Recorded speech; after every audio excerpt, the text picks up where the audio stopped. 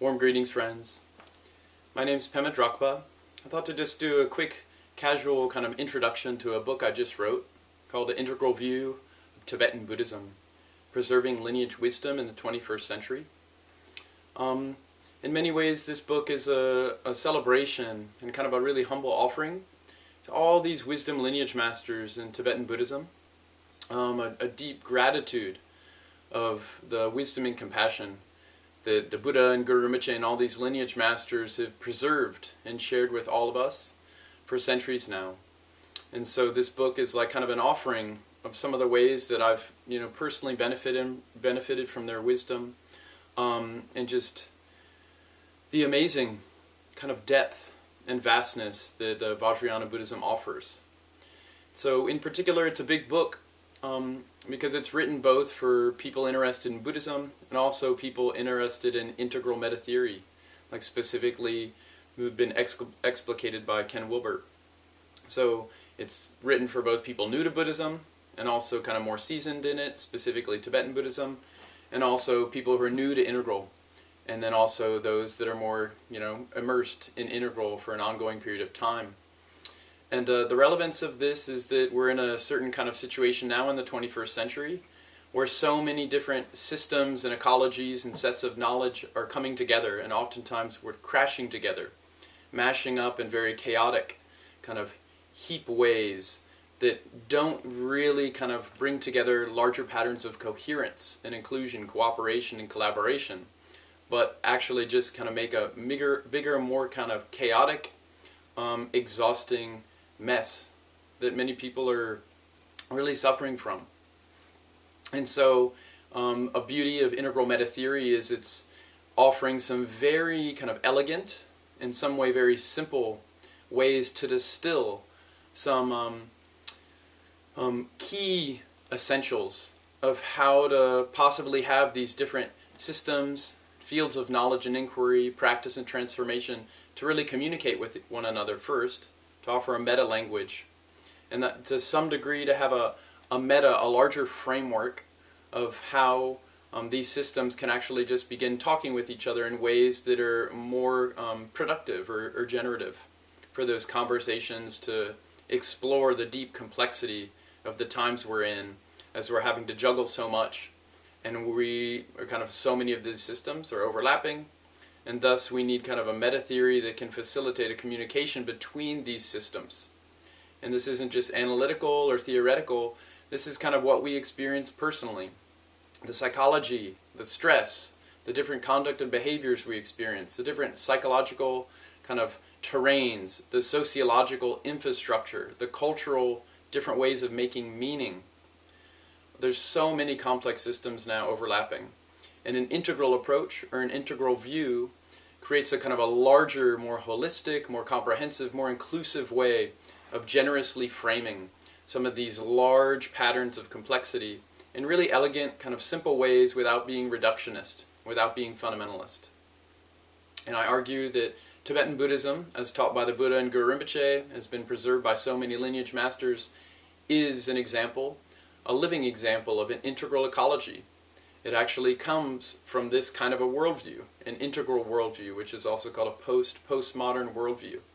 And this can be very elegantly, kind of easily shown by showing how the Buddha naturally includes these phases of pre-modern, modern, postmodern, and post-postmodern ways of making sense and engaging life. Buddha naturally includes the healthy, collaborative ways that each of these kind of approaches offers. And at the same time, the Buddha transcends the limitations of these respective approaches of pre-modern, modern, postmodern, and postmodern ways of making sense and being in the world. Each of us shows up with a view every moment. We always come with a grand narrative. Tibetan Buddhism calls this view, or tawa. You can refer to it largely as a worldview. But it's not just a distanced way that we look at something, at experience, at others, in some safe, shielded, purely objective way. It's actually the lived, embodied, reciprocal, relational way that we are in the world with others and with ourselves. This view happens every single moment of our sentient life. It's what the mind does before we say anything or we do anything. This is core, key Buddhist insight. And so, how do we have this view, this living experience that we come to every moment? How do we have it be integral? How do we have it be inclusive, comprehensive, curious, passionate, humble? All these are key features of what an integral approach is, of what the Buddha's asking us when he's actually, when the kind of like the challenge of living a middle way, to actually live beyond extreme views, to poise our minds for insight, so we have a deep, empathetic, compassionate, curious engagement with ourselves and others that's very discerning, that's very respectful of boundaries, that's very clear and very kind of like particular and precise about cause, condition, and effect, about karma. And so, in terms of integral, this book offers somewhat of a challenge to current integralists. That it's not good enough just to map these systems, to make a nice meta map, and then stay at a safe distance, and not really engage our lives. We just kind of have the initial kind of like sweeping kind of relief of seeing, of connecting dots, of having larger frameworks. But if we don't really absorb these frameworks into a lived experience, then this becomes dry, brittle, theoretical, dead from the neck down. We're not living an integral way. We're just theorizing or conceptualizing about it. And the same thing goes for Buddhism. We can talk about the middle way, about Madhyamaka, about high teachings like the Tantras and Dzogchen, Mahamudra, but if we don't really absorb the meaning into our hearts as a lived, ongoing experience, then it's mainly just talk. And when we experience suffering, the causes of suffering, it really doesn't help much. These concepts kind of fizzle out. They fall off like a patch eventually falls off a piece of clothing. And we come down to our base, kind of more fundamental habits. And if we haven't trained the habits to be more natural, to be more positive, to be more in tune with our nature, our inherent wisdom and compassion, our love, compassion, and wisdom for ourselves and all beings, then these other rougher habits, these kind of habits of grasping, of over-exaggerated self-importance, that's what will turn on when we come into actual stress and challenge. And we're seeing in the 21st century how this is happening for ourselves and for a lot of people. When the pressure's on, we collapse into more regressive ways of fighting each other, of fighting ourselves. And the integral view, in Buddhism in particular, all the levels of Buddhism, said this is not a natural way that the mind and heart functions. This is an unnatural way. This is how the mind functions when it's confused, when it's ignorant, when it's grasping onto negative emotions and then performing those negative karmic behaviors. So this book is kind of big. It's a celebration of Tibetan Buddhism, and also of integral meta theory, as a possibility of having these vast sets of knowledge that humans have come up with, and with such genius. How do these different systems potentially fit together? At least how can we communicate in collaborative ways where everyone doesn't just share their opinion, but we actually are humbly trying to learn from one another and create better working models of our own self-understanding, of how we understand particular aspects of life, of experience, of physics, chemistry, biology, biopsychology, psychology, sociology, cultural studies, complexity theory, Buddhism. How can we actually create more inclusive, kind of like collaborative, more full understandings and enactments of these different beautiful ways that humans have thus far learned to navigate our experience in ourselves? That's the beauty of an integral approach. It's utterly relevant. And in terms of Buddhism, we can easily see that the Buddha took this approach, this integral approach, throughout all of his teachings. This can be defined by core, key, even foundational Buddhist teachings, like his teachings on the Four Reliances. And we can look at Wilber kind of integral terms, like focusing on these big aspects of experiences, that if we leave them out, we'll leave out giant chunks of reality. And these baskets are called like stages, states, lines, types, quadrants, and even shadow. We can look at these big buckets that Wilber didn't create. He just saw them as being important kind of factors of reality that are happening that need to be included. And they organize kind of these meta maps of how they can naturally kind of collaboratively, mutually enhance one another. And we can look at Buddhism, Vajrayana Buddhism, and see how it already includes states, stages, lines, types, quadrants, shadow, very comprehensively. And a perfect example of this is the 9 yanas, the 9 vehicles of study and practice. In Tibetan Buddhism, specifically outlined in Nyingma school of Tibetan Buddhism. We see how each of these yanas or systems is a complete, comprehensive, coherent system of study and practice, of concepts and post-conceptual ways of understanding and being in the world. And as we use a certain yana or vehicle to hone our intellect and to fill out our embodied experience, it naturally transcends the limitations of that approach, the ecology of that yana system, and extends into a larger, more inclusive, more comprehensive yana system or vehicle. And thus we go from the first yana vehicle into the second, third, fourth, fifth, up until the 9th, the highest one, Dzogchen, great completion, great perfection. This is the way an integral worldview functions. It's the way reality functions, according to the teachings of the Buddha and Guru Rinpoche. So if we don't allow this natural functioning to happen as Buddhists, one, we're really not following in the footsteps of the Buddha and of Guru Rinpoche. If we don't approach Buddhism in an integral way, we might be including some of the tremendous beauty and insight and truth that the Buddha was pointing towards, but maybe not all of it. We're not really fully stepping up to the challenge, which is a lifelong path of study and practice to overcome these extreme views, self and other grasping, our tendencies to fixate, to hold and reify in unrealistic ways that bring about suffering. This is the path to overcome the extreme views of nihilism and internalism. And whenever we're doing that in a poised mind, a mind that's ready, receptive, and leaning in towards insight, in towards seeing larger, more clear defined relational patterns of cause, condition, and effect, that's an integral view. That's a lived experience of the middle way, taught by the Buddha, and explicated further and popularized more by great masters such as Nagarjuna.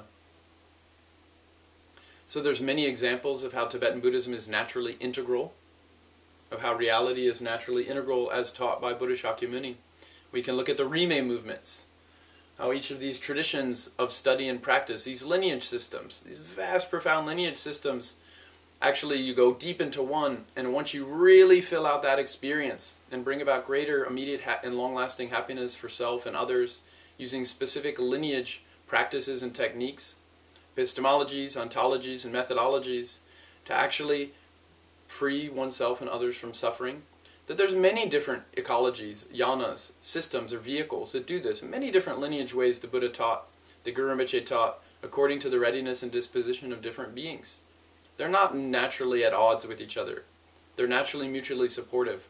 But we have to be really contextually sensitive and look at the specific minds and bodies that the teachings are actually kind of harmonized to supplement, to enhance, to connect with and attune to. Then you have a Rime movement, the non-sectarian movement. Go deep in one tradition, get rooted and fill it out, get some accomplishment, some actualization of the theory as a lived experience of the meaning in your direct perception. And then you naturally become curious and interested in other ways that beings might be served, that help might be offered to different dispositions in addition to just your own.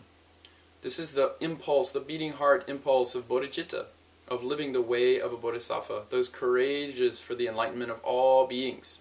How can I serve beings more fully, more effectively, more immediately, right now?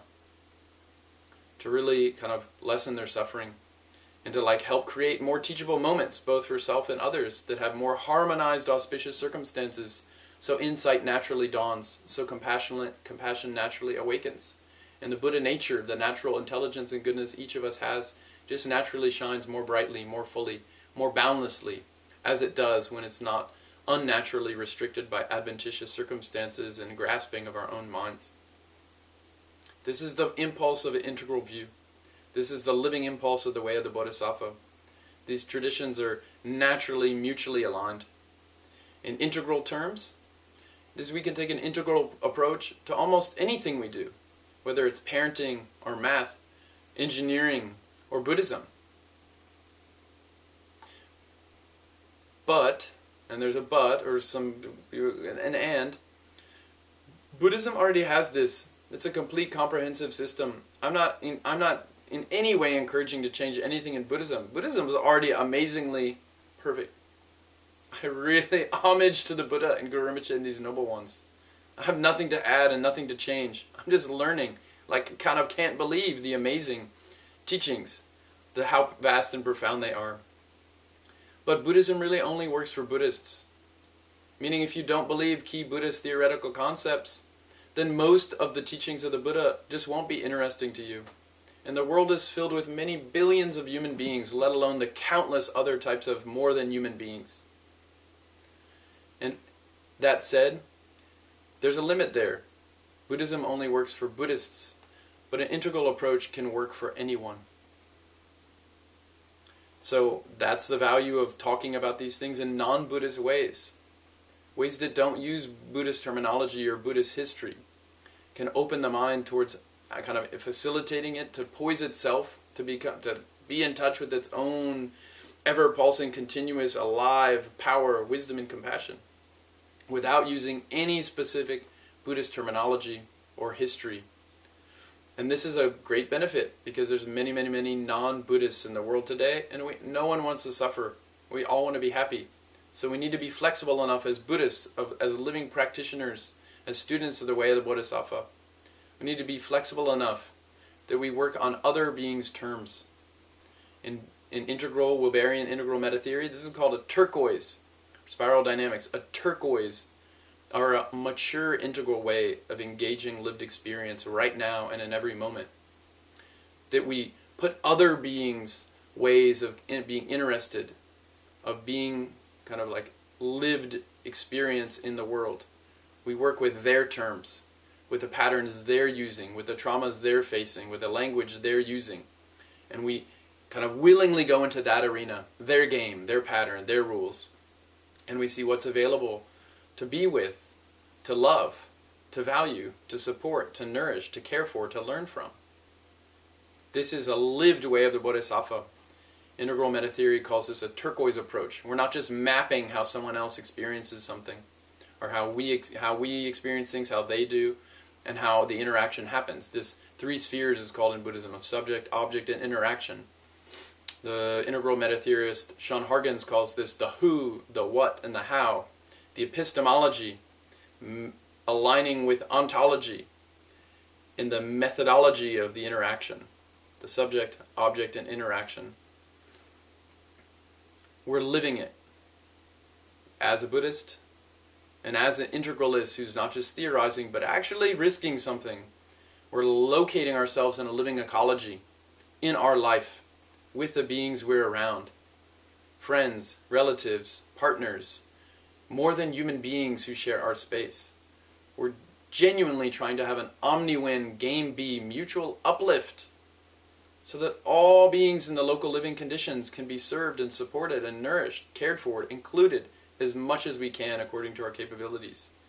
This is the natural kind of like emergence of a mature integral approach, which means we have to locate that approach not as some hovering from a bird's eye 20,000 feet view. We have to actually locate it in lived experience. We have to stay put long enough in a living ecology and be defined by the boundaries, the constraints, the causes and conditions, the nuance, the texture, the patterns of those lived ecologies. We don't just only bubble hop between ecologies. We don't just use the hypermobility of internet kind of hyper communication, hyper transport. And we just move from place to place and never really grow any deep roots. Like the Rime non-sectarian movement, we have to grow deep roots first. And then we'll learn about a vast kind of intricate matrices of mystery of the cause and conditions of any little tiny pocket of reality. And once we get better at more kind of aligning or attuning with even just a little pocket of local conditions, those local conditions of that ecology naturally already sync up to larger patterns of larger ecologies, larger systems, interplanetary even, interdimensional even. The Buddha taught about this so thoroughly throughout the sutras and tantras, in the Theravada, Mahayana, Vajrayana teachings. There's so many intricate networks of cause, condition, and effect that Buddha taught about. Not just the ones human beings can see, not just the ones science can see, not just the ones that are current kind of versions of like fad theories that the current working models, not only according to that, but also well beyond that. This is post-integral. These are like insights that most of us have not we're not yet ready to see or able to see. They're literally over our heads. And so this is a challenge for integralists. That when we start talking about this more subtle or more esoteric systems of cause, condition, and effect, that we don't immediately take these ideas and put them in a bucket of being mere myth, mere superstition, mere pre-modern hocus pocus. This is a very kind of colonial, very marginalizing approach that happens in many pre-modern, modern, postmodern, and post-postmodern integral approaches. And Tibetan Buddhism and Buddhism in general is filled with teachings by the Buddha and Guru Rinpoche and so many masters on these more subtle level, more refined ways of being, knowing, and becoming that aren't just mere superstition or myth. They're not just pre-scientific dogma. We can see how the Buddha very clearly was against pre-scientific dogma. He was against tribal bands. He was against worshipping just spirits. He said theism, like there aren't actual literal entities anywhere. Everything's fundamentally interdependent. He said, see for yourself, test for yourself, be really scientific. Be so scientific you really get skeptical of your own model making as well. You get really skeptical of your own story making as well. You get really skeptical of grand narratives, so you come to see that every moment is actually assuming a grand narrative, a sense of me and the world with others. How do we really undo this fixation on grand narratives? How do we engage lived experience with awareness that doesn't box itself into any fixed position? How do we live the middle way? This is what Vajrayana Tibetan Buddhism assumes as the step one of its approach. How do we get to step one? We create a healthy sense of me, healthy sense of ego. And in integral terms, I argue in this book, we do that by integrating the healthy aspects of pre-modern, modern, postmodern, and post-postmodern, and overcoming their respective limitations. In spiral dynamics terms, we do that by integrating a healthy purple magenta, a healthy red, a healthy orange, healthy blue, healthy green, healthy teal yellow, healthy turquoise. When we integrate all these healthy aspects of our natural Buddha nature, our natural capacities for wisdom and compassion, as we integrate them into a more full stack, full embodied, fully intelligent, living spiral kind of world space, that's called healthy ego. Then in addition to that, we start investigating directly, scientifically, using all the capacities we have of healthy pre-modern, modern, postmodern, and post-postmodern. We start very clearly dissecting, analyzing, loosening our assumed felt experience of me, of you, of how this all seems to be so given. We start to go deeper and see more relationality, more of the processual, interactive nature of cause, condition, and effect, of self, other, and world. This is where Vajrayana begins. This is where the Tantras open, yanas 4 through 9. This is where Zen then goes deeper into seeing pure relative truth. That's called the Tantras. And these Tantras go even deeper into the absolute perfectly complete nature of all experience. This is into the 9th yana vehicle of Dzogchen.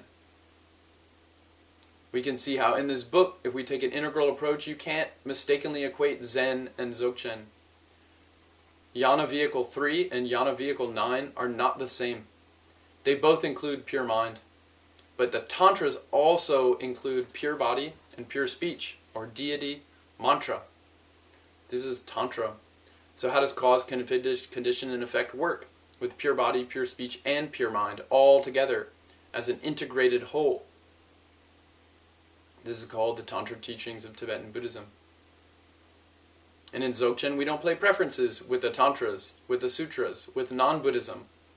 We use all lived experience and directly see its valuable natural goodness and like how it fits into internested ecologies that mutually collaborate according to very specific, precise boundaries of cooperation, of give and take, of permeable membranes. This is all holons according to integral theory. But in a lived experience, it also includes pure relative truth, or you could say post-integral beauty. Not just middle way, not just mature integral turquoise, but what happens afterwards when we start integrating systems of systems of systems. What happens when other more than human beings start integrating their ways of making sense of the good, the true, and the beautiful. What happens when more than human intelligence, like synthetic AI, or aliens, which 99% of all NASA scientists think must exist, because scientifically, mathematically, computationally, it's almost 100% given that there's other sentient life on other planets that we just haven't discerned clearly yet. So what happens when these start interacting? What if they're in this shared living space we're in now, which almost every culture before the 1700s, in industrialized so-called modern age of reason, so-called age of enlightenment, erased all this kind of living richness and communication of our embedded, embodied, natural kind of being with shared ecologies of beings and of living systems. What happens if we actually take seriously the 6 realms taught by the Buddha, not as mere psychological projections, but actually as intersubjective cultures,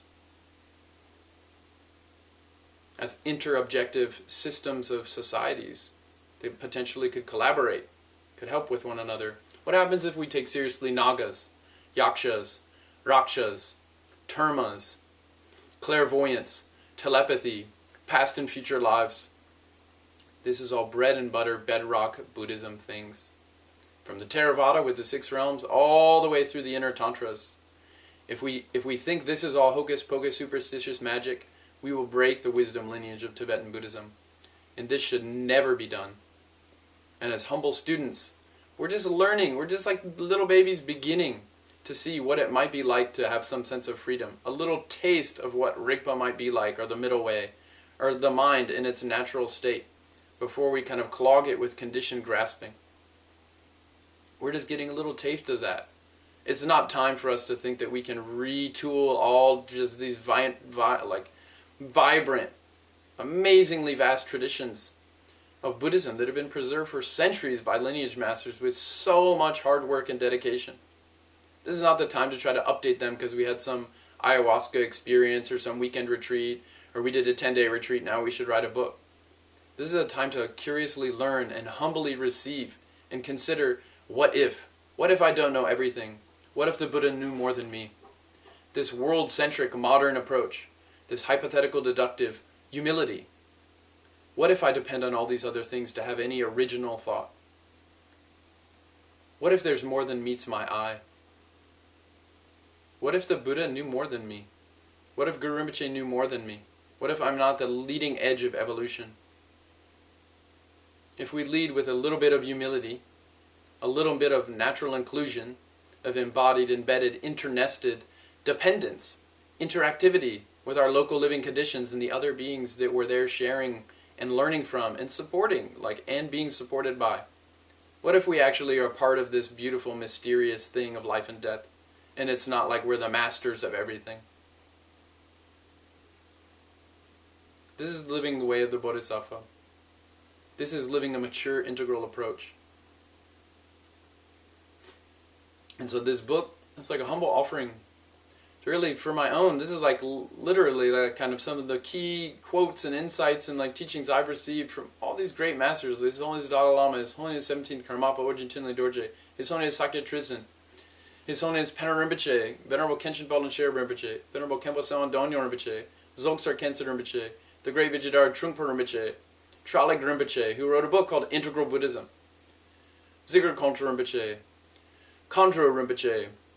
There's so many wisdom beings that are alive today, and to be in their presence, to take the time to actually not just stay at a distance, at a safe distance. If we're curious, to make the energy, use the effort, to go be around them, learn from them, learn the lived lineage, not just the scriptural lineage from a book or a video or a podcast, but the lived, embedded, embodied, in-person, interactive experience of what it is to live in the presence, to be with living lineage masters, accomplished practitioners of wisdom and compassion. And if we're not Buddhist, go into your own wisdom tradition. Curiously look in the world.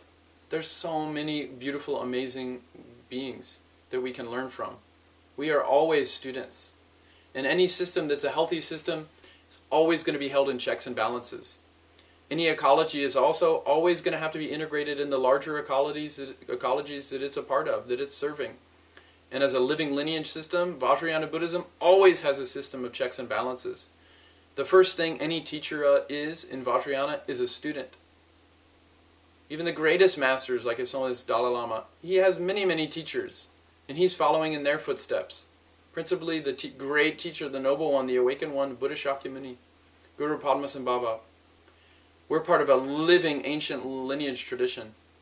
We're always having to tune into what are the teachings of the Buddha and Guru Rinpoche, the living lineage masters, our own personally received instructions from our teacher, and plus my own direct intelligence, my own logic, and my own direct experience.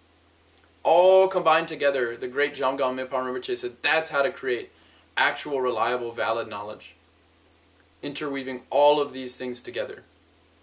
Not just a hunch, not just an insight, not just some drug-induced kind of new way of seeing something, but a lived, embodied, ecological perspective that's grounded and intermeshed in living lineage, wisdom, and compassion.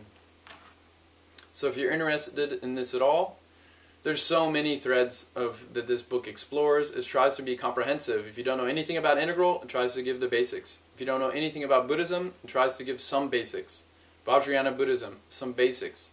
At least to take a step into the living ecology of these vast systems that are so sophisticated and nuanced and also very elegant and simple.